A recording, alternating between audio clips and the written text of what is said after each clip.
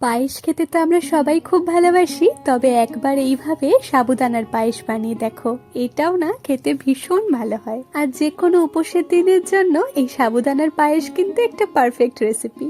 তো এই সাবুদানার পায়েস বানানোর জন্য প্রথমেই আমি 1 কাপ বড় দানার সাবু ভালো মতন ধুয়ে নিয়ে তারপর 1 কাপ জল দিয়ে এটাকে 1 ঘন্টার জন্য ভিজিয়ে রেখেছিলাম। এখানে তোমরা যতটা সাবু নেবে ঠিক ততটাই জল দিয়ে এটাকে ভেজাতে হবে, তাতে সাবুটা নরম হবে আর ঝরঝরেও থাকবে। এরপর কড়াইতে একটু ঘি গরম করে এর মধ্যে একটু কুচানো কাজু আর আমন্ড বাদাম দিয়ে নেড়ে চেড়ে এটাকে হালকা করে একটু ভেজে নিয়ে তারপর এতে একটু কিশমিশ দিয়ে এটাকেও হালকা করে একটু ভেজে ড্রাই ফ্রুটস গুলো এখন একটা পাত্রে তুলে নিলাম। এবার কড়াইয়ের ওই বাকি ঘিয়ের মধ্যে ভিজে রাখা সাবুদানাগুলো দিয়ে এটাকে ওই 1 মিনিটের মতন নেড়ে চেড়ে হালকা করে একটু ভেজে একটা পাত্রে তুলে নিলাম। এভাবে করলে সাবুদানাগুলো বেশ ঝরঝরে থাকে। এরপর কড়াইতে 500 ml দুধ দিয়ে দিলাম আর সাথে কয়েকটা এলাচ ফাটিয়ে দিয়ে দিলাম। আমি আগে থেকে এখানে 700 ml দুধ ফুটিয়ে ঘন করে প্রায় 500 ml করেই রেখেছিলাম, তাই এখন আর দুধটা খুব বেশি ফোটাবো না। দুধটা একবার ফুটে উঠলেই এর মধ্যে ভেজে রাখা সাবুদানাগুলো দিয়ে ভালো করে দুধের সাথে মিশিয়ে এটাকে ওই 2 থেকে 3 মিনিট মতন সময় নিয়ে ফুটিয়ে নেবো, যাতে সাবুদানাগুলো ভালো মতন সেদ্ধ হয়ে যায়। তো দেখো সাবুদানাগুলো এখন ট্রান্সপারেন্ট কালার হয়ে গেছে, মানে এটা ভালো মতন সেদ্ধ হয়ে গেছে। এখন আমি এর মধ্যে মিষ্টির জন্য পরিমাণ মতন কনডেন্স মিল্ক দিয়ে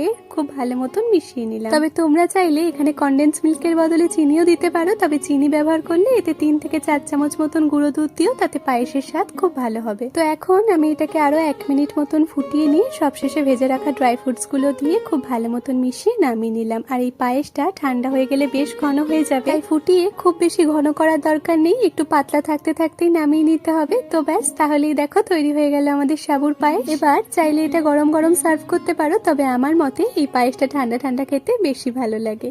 তাহলে আজকের রেসিপিটা কেমন লাগলো অবশ্যই কমেন্টে জানিও। টাটা।